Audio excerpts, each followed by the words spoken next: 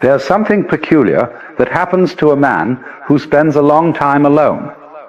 Not lonely, mind you, but truly alone, solitary. Present with himself in a way most men never experience. Away from the noise, the crowds, the constant performance of being someone. And what happens is this. His attraction toward women doesn't disappear, it changes. He still notices beauty. He still feels that ancient pull between male and female. But something in the quality of his desire has shifted. The urgency is gone. The hunger has transformed into something calmer, something more like appreciation than need. Why is this? Why does a man who has been alone for months feel more at ease around women, yet less desperate? Why does he seem to want less while somehow being more present? What exactly happens in solitude that alters the very nature of desire? The answer, I think, is rather simple and rather profound. Most of what we call attraction is not really attraction at all. It's escape. A man seeks women not to move toward them, but to move away from himself, away from silence, away from the uncomfortable encounter with his own consciousness, away from that quiet, persistent tension that lives inside him when there's nothing to distract him from it. And solitude, real solitude, interrupts this pattern entirely. When you're alone long enough, you can no longer run. And when you stop running, something extraordinary happens. You discover that the thing you were running from wasn't really there at all. Let me explain what I mean. The ego, that sense of being a separate, isolated individual, experiences itself as fundamentally incomplete. It feels like something is missing. And this feeling of incompleteness drives most of human behavior. You wake up in the morning, and almost immediately there's a subtle tension, a vague sense that something isn't quite right. You look in the mirror, and the face looking back seems to need something: approval, recognition, proof of its worth. Throughout the day, this feeling follows you. You're in a conversation, but you're not really listening. You're thinking about what to say next to make yourself look good. You're at work, but you're distracted by thoughts of how others perceive you. You're walking down the street, and you catch yourself adjusting your posture when an attractive woman passes by. All of this is the ego at work. And the ego is exhausting, isn't it? Because it's constantly comparing, constantly calculating, constantly trying to shore up its sense of being someone important, someone desirable, someone significant. Now, the ego is very clever. It knows how to disguise its needs. It dresses them up as desire, as passion, as love. But underneath all of that, there's a simple mechanical process happening. The ego is searching for something to make it feel whole. And one of the primary ways the ego seeks completion is through attraction. Think about it. When a man is attracted to a woman, what's really happening? On the surface, yes, there's biological attraction, there's aesthetic appreciation, there's chemistry. All of that is real. But beneath that, there's something else operating. There's a voice, quiet, unconscious, that says, she will make me feel complete. She will validate me. She will prove that I am desirable, valuable, significant. She will fill this strange emptiness I feel inside. The woman becomes, in the ego's imagination, a solution to a problem.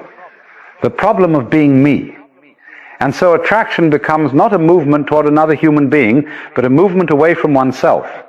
It becomes a form of psychological relief. Like taking a drink to forget. Like turning on the radio to avoid silence. The man doesn't want the woman, not really.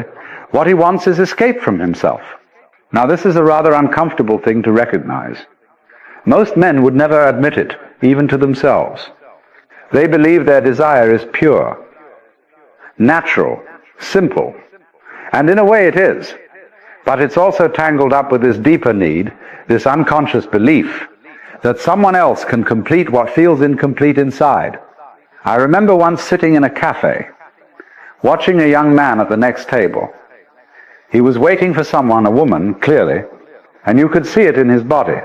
The way he kept checking his watch, the way his knee bounced nervously under the table, the way his face would light up every time the door opened, then fall when it wasn't her. He was not present in that cafe. He was not there at all. He was in a future moment when she would arrive, when he would feel seen, desired, validated. His entire being was leaning forward out of himself into that imagined moment of completion. That's what the ego does with attraction. It makes you absent. It makes you reach. It makes you incomplete until the other person arrives. And the tragedy is this: even when she arrives, even when you have her attention, her affection, her body, the incompleteness doesn't actually go away. It just shifts. It finds a new form. You worry about keeping her, about whether she really loves you, about whether someone else might take her away. The ego is never satisfied because completion cannot be found outside yourself. Now here's where solitude comes in. Solitude is not loneliness. This distinction is crucial. Loneliness is the feeling you get when you resist being alone. It's the ache that comes from believing you should be with someone, that something is wrong with being by yourself. Loneliness is the ego panicking because it has no mirror, no audience, no one to reflect back its image of itself. It's uncomfortable, restless, filled with a kind of anxious reaching toward others. But solitude, real solitude, is something entirely different. It's presence with yourself. It's the dropping of resistance. It's what happens when you stop running from your own company. And when a man enters true solitude, something remarkable begins to happen. First, all the usual distractions fall away. There's no one to perform for, no one to impress, no one watching, no audience for the character you've been playing. In the city, in society, a man is constantly aware of how he appears. He adjusts his posture, his voice, his words to create an impression. Even when he's not consciously doing it, the performance is running in the background. He's always in some subtle way on stage. It's like being an actor who's been playing the same role for so long that he's forgotten there's a person beneath the character. The lines have become automatic, the gestures rehearsed, the personality constructed. But in solitude, the stage disappears. There's no one to see you. And when there's no one to see you, something loosens. The mask begins to slip. And beneath the mask, you discover something unexpected. There's just you. Just this breathing, aware presence. Nothing to prove. Nothing to become. Just this. And in that discovery, the ego begins to quiet down. You see, the ego needs others to exist. It defines itself in relation to people, what they think of you, how you compare to them, whether they approve or disapprove. The ego is a social construct. It's the story you tell about yourself that only makes sense when there's an audience.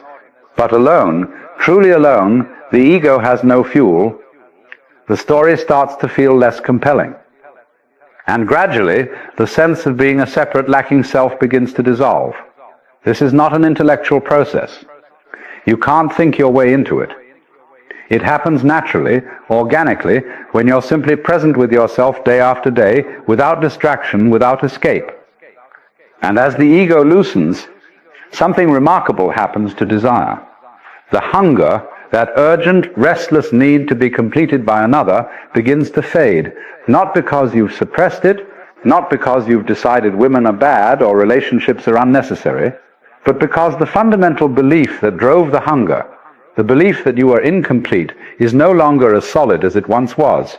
You begin to realize, in a way that's deeper than words, that you were never incomplete at all. Think of it like this. Imagine you've been carrying a heavy stone in your pocket for years. You've grown so accustomed to its weight that you've forgotten it's there. Your body has adapted to compensate for it. The way you walk, the way you stand, the way you hold yourself. Then one day, quite by accident, the stone falls out, and suddenly everything feels different. Lighter, freer. You can move in ways you couldn't move before, not because you've gained something, but because you've lost something you never needed in the first place. That's what happens with the ego's need for completion. In solitude, it simply drops away. And when it does, desire transforms. Let me describe the shift more precisely. Before solitude, attraction feels like hunger, like thirst, like something you must have or you'll suffer. There's an urgency to it, a pressure, a kind of low-grade anxiety that drives you to seek, to chase, to acquire. When you see a beautiful woman, the mind immediately starts moving, calculating, fantasizing, building a story. You imagine what it would be like to be with her. You wonder if she noticed you. You feel that familiar tension, part excitement, part fear, part desperate hope. The mind creates an entire narrative in seconds. Maybe she's the one. Maybe she'll understand you in ways no one else has. Maybe with her, you'll finally feel the way you've always wanted to feel. Complete, confident, at peace. And beneath all of that mental activity is a simple belief. If I could have her, I would feel better. I would feel complete. This is the ego's mode of attraction. It's compulsive. It's mechanical. It happens to you rather than arising from you. You've probably noticed this if you've ever been walking down the street and seen someone attractive. For a moment, your attention is completely captured. Your body turns slightly in her direction. Your mind starts spinning stories. And for those few seconds, you're not present at all. You're in a fantasy future where you and she are together, and that fantasy feels more real than the ground beneath your feet. This is not love. This is not even attraction, really. It's the ego grasping for completion. But after solitude, after spending months in your own company, after the ego has loosened its grip, desire changes. It becomes quieter, slower, more selective. You still notice beauty. Of course you do. Beauty is beauty, but the reaction is different. Instead of the mind immediately grasping, building fantasies, calculating strategies, there's just appreciation. Like seeing a sunset. You don't need to possess the sunset. You don't need it to complete you. You simply enjoy its presence while it's there. Women stop being symbols. They stop being objects in the ego's game of completion. They stop being fantasy projections or emotional rescue missions. They become, quite simply, other human beings. And attraction, when it arises from a different place. Not from need, but from resonance. Not from lack, but from fullness. Not from the question, what can you give me? But from the quiet recognition, there you are. This is a profound shift, and it changes everything. When you're attracted from this place, there's no urgency, no desperation, no sense that you must act or you'll lose something precious. You can be with a beautiful woman and simply be with her present, calm, not reaching into the future, not calculating possibilities, not performing, and paradoxically, this is when attraction becomes most real. Because you're not trying to use the other person to fix something inside yourself. You're meeting them as they are, not as your ego imagines them to be.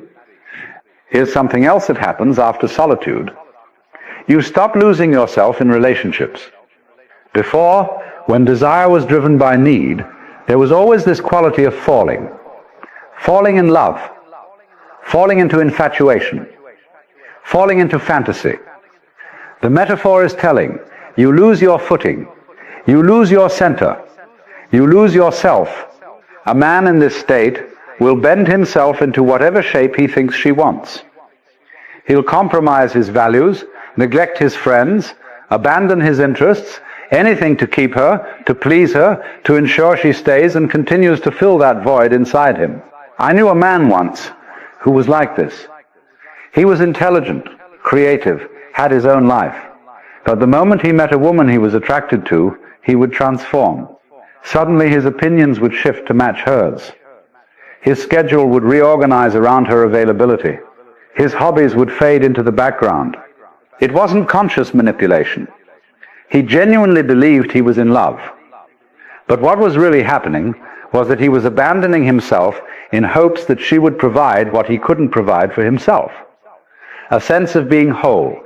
And inevitably she would sense this. Women have a remarkable intuition for when a man is using them to escape himself.